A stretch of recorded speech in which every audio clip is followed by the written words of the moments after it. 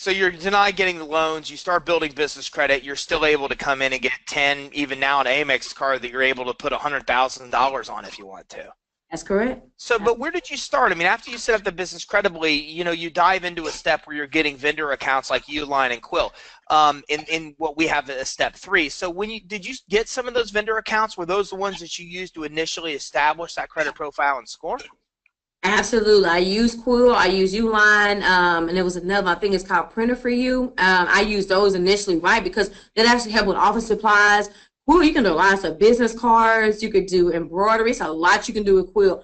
And the customer service is great. They always give you free gifts. It helped with paper. I mean, I was paying $50 for paper going to Office Depot, but through Quill it's $29. So it helped save us a lot of money. And keep in mind, you're in business, so some of that's a write-off as well. Yeah, and we see a lot of clients that come in and act like that's a nuisance, to buy toilet paper, things they don't need. But it sounds like you really embraced it and said, look, I was able to find things I actually needed to grow the business, and then embrace the fact that those were what you needed to build your initial profile and score, right? Absolutely. And another thing Quill has too, they can do personalized things. Like I'll give you an example. Like we got thank you cards we send to the clients that personalized. People love the extra mile that you go. So Quill is very helpful. I still love. I mean, I use Quill still to this day. We order every month. We order from Quill. We love Quill. Yeah, I'm the same way. I just recently got Staples at Office Depot because I've continued to use Quill from the beginning, and then I'm like, I need to have more accounts that I use, but it's really appealing to stay with them. So that's good. Now, how long did it take for those initial accounts to start reporting?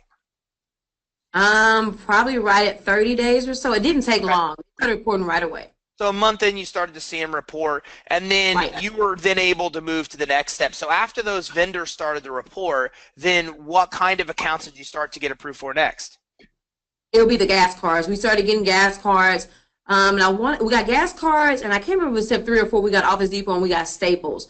Oh, one thing I will say, you guys, you can always call the company.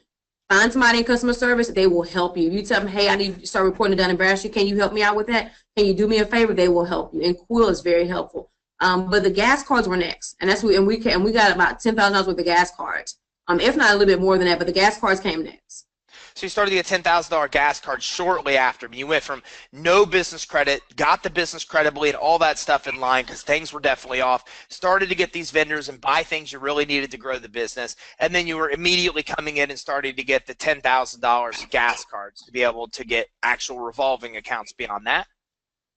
Absolutely. And keep in mind with the gas cards, some of those gas cards will offer you repair services too. So it's not just a gas card. You can buy tires, get oil changes. You never know. If you're in the trucking industry, you're in the transportation industry, it makes sense. And also, I mean, if you use gas for business, it just makes sense. And what other ones did you continue to get? I think you mentioned Office Depot or Staples in there. What other ones can you think about back in that time that you were kind of able to start getting approved for?